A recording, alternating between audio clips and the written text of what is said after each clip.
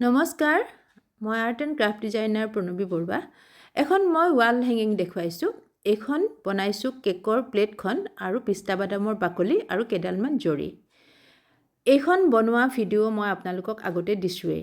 আজি মই কালাৰ কেনেকৈ কৰিলোঁ তাৰে ভিডিঅ'টো বনাই আপোনালোকলৈ আগবঢ়াইছোঁ। প্ৰথমতে মই গল্ডেন কালাৰটো ব্যৱহাৰ কৰিছোঁ একেবাৰে ফুলৰ সোঁমাজত। আৰু ব্ৰাছডাল লৈছোঁ মই 4 নম্বৰ ৰাউণ্ড ব্ৰাছ, কাৰণ ৰাউণ্ড ব্ৰাছ ইয়াত ল'বই লাগিব। বাকলিবিলাকৰ ভিতৰলৈকে কালাৰটো যিহেতু সোমাই দিব লাগিব, সেইকাৰণে ৰাউণ্ড ব্ৰাছ লৈছোঁ। আৰু এতিয়া লৈ আছোঁ মই পাৰ্ল য়েল্ল' কালাৰ। পাৰ্লৰ য়েল্ল' কালাৰটো লৈছোঁ আৰু ইয়াৰ পিছত মই পিংক যিটো কালাৰ লৈছোঁ সেইটো হৈছে নৰ্মেল যিটো পিংক কালাৰ, সেই পিংক কালাৰটো।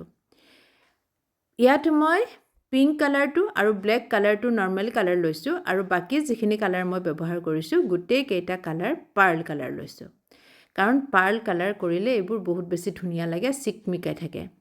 এতিয়া মই এই পিংক কালাৰটো তলৰ ফালৰ পৰা কৰাৰ পিছত মাজৰখিনিত মই য়েল্ল'খিনি যিখিনি কৰা আছে পাৰ্ল য়েল্ল'টোৰ ওপৰত পিংক কালাৰটো অলপমান কৰি স্প্ৰেড কৰি দিছোঁ, কাৰণ লাইট কৰি গৈছোঁ। লাইটৰ পৰা ডাৰ্ক শ্বেড এটা মই বনাই গৈছোঁ। চাওকচোন কেনেকৈ কৰিছোঁ। এনেকৈ কৰিলে খুব বেছি ধুনীয়া দেখা হয়। চাওকচোন ওচৰৰ পৰা দেখুৱাই দিছোঁ। এনেকৈ মই গোটেই কেইপাহ ফুল প্ৰথমতে গল্ডেন কালাৰটো, তাৰপিছত মই পাৰ্ল যিটো য়েল্ল' কালাৰ সেইটো, আৰু তাৰপিছত নৰ্মেল পিংক কালাৰটো কৰি পেলাই স্প্ৰেড কৰি দিছোঁ।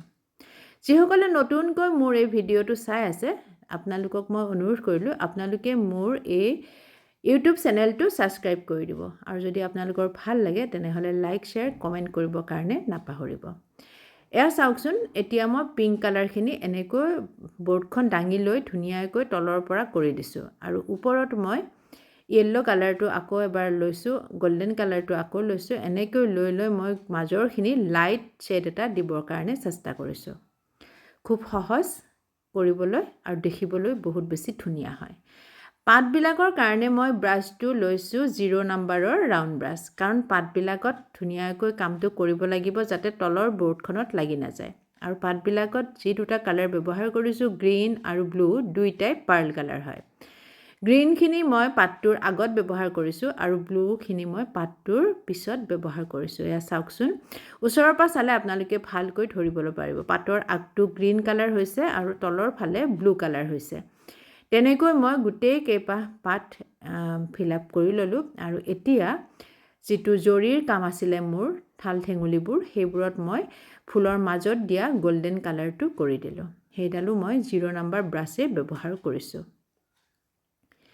এইখিনি হৈ যোৱাৰ পিছত মই বেকগ্ৰাউণ্ডত ব্লেক কালাৰটো ব্যৱহাৰ কৰিছোঁ, আৰু ব্লেক কালাৰটো নৰ্মেল কালাৰ যিটো প্লেইন কালাৰ সেই কালাৰটোৱে ব্যৱহাৰ কৰিছোঁ। আপোনালোকে বেলেগো ব্যৱহাৰ কৰিব পাৰে। এয়া চাওকচোন, ব্লেক কালাৰটো কৰোঁতেও মই সেই 0 নম্বৰ ব্ৰাছডালেই ব্যৱহাৰ কৰিছোঁ, কাৰণ বেছি ডাঙৰ ব্ৰাছ ব্যৱহাৰ কৰিলে ফুল কেইপাহত লাগি যাব বা পাতবিলাকতো লাগি যাব। সেইকাৰণে 0 নম্বৰ ব্ৰাছডালেৰে মাজৰখিনি কৰিছোঁ, আৰু যিডাল মোৰ 4 নম্বৰ ৰাউণ্ড ব্ৰাছ আছিলে সেইডালেৰে ছাইডৰখিনি কৰি মই কমপ্লিট কৰিছোঁ। কেনেকুৱা লাগিলে আপোনালোকে কিন্তু কমেণ্টত জনাবৰ কাৰণে নাপাহৰিব। আজিলৈ ইমানেই, ধন্যবাদ।